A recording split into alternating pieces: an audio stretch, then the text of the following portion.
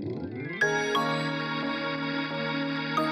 guys, welcome to this video in which I'm going to talk about the consultancies which are out there who are going to send you to US universities, Australian universities, and who are going to get you through that process. I'm going to tell you why you shouldn't choose them and go by your instinct gut and all your research, as well as I'm going to tell you how to do it. I'm also going to tell you why you shouldn't go for that. I'll give you 5 reasons why not to. This is my personal experiences. I was extremely forced that hey, you should go for a consultancy, it will be better, but I didn't choose one and I applied for the universities I wanted to and I got into it. I had a decent GRE scores, nothing too fancy. I had a decent TOEFL score, nothing too fancy at all. So let's get into the video. The first main reason which I want to talk about is that consultancies are not the one going. You are the one going to US university or Australian universities or London, Germany, anywhere. So this is your responsibility that you should research. See, consultancies do have a big database and they're going to tell you that this university is good and this university is not. But there's a lot of problems in that as well. Some of the consultancies are in contact with some universities in Australia or some universities in New Zealand, and they will ensure that you get a sum of scholarship, but trust me on that, they don't come under the great ranking. Like, you want to go to top 100 universities, that should be your rate. If you can easily aim for top 100, then you should go to the top 50, and if you can easily aim for top 50, then you should go for the top 20. That should be your aim. But the consultancy, what they will do is that they'll ask you to apply for the safe universities. So what is going to happen if you have a score of 310? That is a decent score, and in 310 you can get good universities as well on the background of your profile. But they'll ask you to apply to the safest universities. What will happen in this case, that you will get into a lot of universities and you will throw a good name out that hey, this consultancy is really good and this consultancy is really good. But what's really happening, that you are a 310 GRE score and you are much more capable than that. So they are bringing you down by applying to those universities and not to a good ones. The second main concern of me is regarding the statement of purpose, or so-called SOP.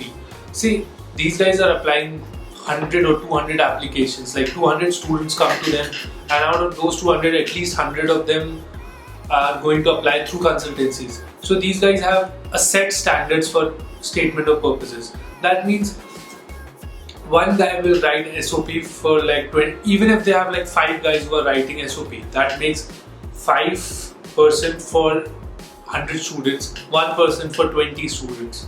And that 1% is going to write for 20 students. Those 20 students, there is 100% surety that there will be some interconnection, that they are going to apply to the same universities and their SOP is going to be reached in the same hands. So that creates a problem, that creates a huge problem. See, why is that? Because imagine you are the one reading SOP and there comes one SOP, oh, this looks great, this looks really great. And then another one came, oh, this is very similar, the format is very similar, the words spoken are very similar.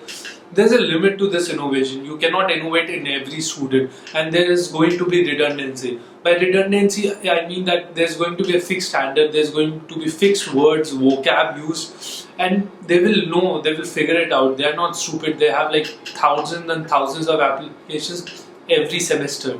So they will figure it out that this is messed up, this is through somebody else and this is not the student speaking, and instantly reject.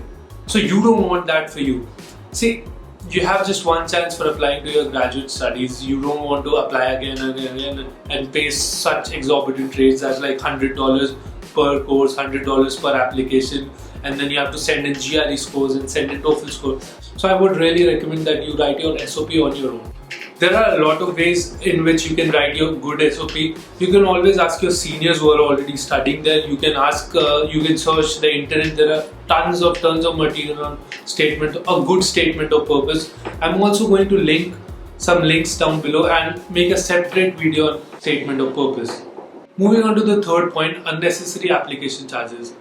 On an average, the consultancy is costing 20,000 to 25,000 per student, and in that it doesn't include any of the application charges. So for each application you have to pay $100, and they ask you that you at least that is like a lot of numbers, at least you apply to 8 of the university, which I think it is a lot.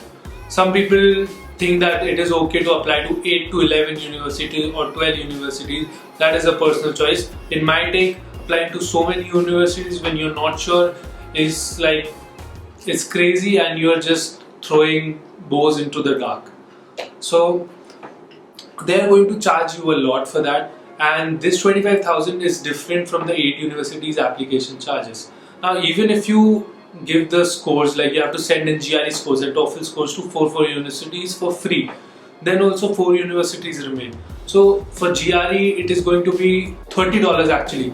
So you're going to spend $120 for the 4 extra universities, and then for the TOEFL you're going to spend $18 per university. According to that, on an average you're going to spend $80. So $200 for the 4 extra universities. Now here what it gets messed up. You don't need to apply to 8 universities, that is too much. But you think that, hey, consultancy is saying that we should apply to 8 universities, then we should, because they know it better.